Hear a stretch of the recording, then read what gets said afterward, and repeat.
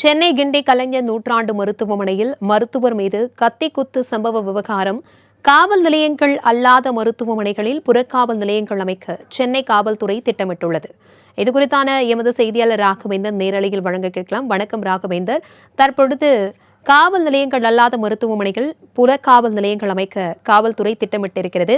காவல்துறை சார்பில் தற்பொழுது இந்த விவகாரம் தொடர்பாக என்னென்ன திட்டமிடல்கள் தற்பொழுது குறிப்பிடப்பட்டிருக்கிறது? கூடுதல் விவரங்களை பகிர்ந்துக்கோங்க.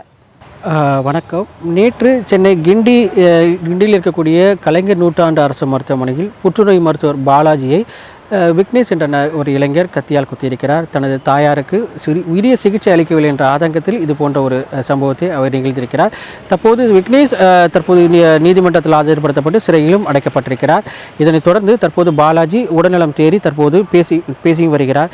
இந்த நிலையில் மருத்துவர்கள் பல்வேறு தரப்பினர்கள் உள்ளிருப்பு போராட்டத்தில் ஈடுபட்டு வருகிறது. தமிழகம் முழுவதும் இந்த போராட்டமானது நீடித்து வருகிறது.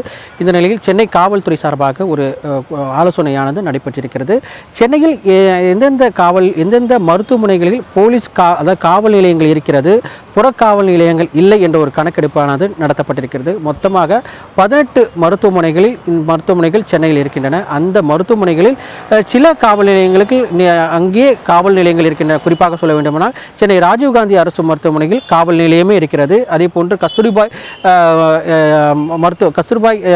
மருத்துவமனையிலும் இது போன்ற ஒரு காவல் நிலையம் இருக்கிறது. இது போன்று பல்வேறு மருத்துவமனைகள் காவல் நிலையம் இருக்கிறது.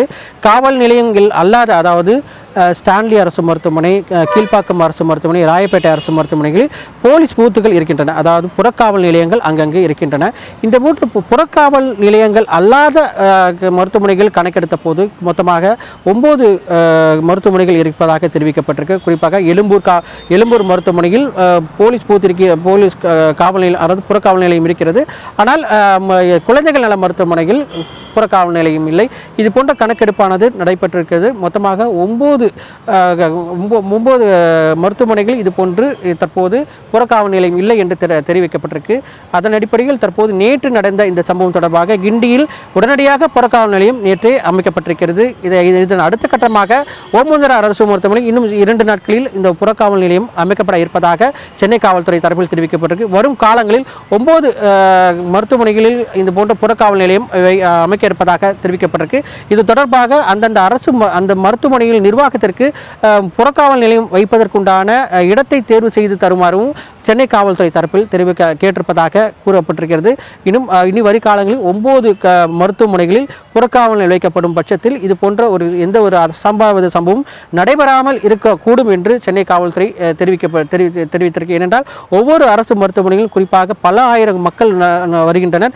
இந்த பல ஆயிரக்கணக்கான மக்களை கண்காணிப்பதற்கு கண்டிப்பாக புறக்காவல் நிலையம் கண்டிப்பாக முக்கியமாக கருதப்படுகிறது. அதன் அடிப்படையில் இந்த புறக்காவல் நிலையம் வைப்பதற்கான அனைத்து பணிகளிலும் சென்னை காவல்துறை ஈடுபட்டிருப்பதாக தெரிவிக்கப்பட்டிருக்கு. ஒரு புறக்காவல் நிலையத்தில் ஏதாவது ஒரு சம்பவம் நடைபெற்றால், அதாவது வேறு ஏதாவது இடத்தில் குற்ற சம்பவம் நடைபெற்றால் உடனடியாக அங்கு மருத்துவமனைகளுக்கு தான் உடனடியாக நாடுவார்கள். அந்த மருத்துவமனையில் இருக்கக்கூடிய காவல் நிலைய போலீசார் உடனடியாக இது போன்ற ஒரு குற்ற சம்பவம் நடத்தப்பட்டிருக்கிறது என்று சென்னை காவல்துறை தெரிவிக்கும். அதன் அடிப்படையே பல்வேறு வழக்கு பதிவானது செய்யப்பட்டு அதன் பின்பு பல்வேறு நடவடிக்கை எடுக்கப்படும். இது ஒரு தொடர்ச்சியாக நேற்று நடைபெற்ற இந்த மருத்துவர் மீது தாக்கல் நடத்தப்பட்ட சம்பவம் தொடர்பை அடுத்து தற்போது புறக்காவல் நிலையம் இல்லாத இடத்திற்கு அடுத்த கட்டமாக புறக்காவல் நிலையம் வைப்பதற்குண்டான அனைத்து பணிகளிலும் தற்போது சென்னை காவல்துறை ஈடுபட்டிருக்கிறது. பிரபாவதி. தகவல்களுக்கு நன்றி ராகவேந்தர்.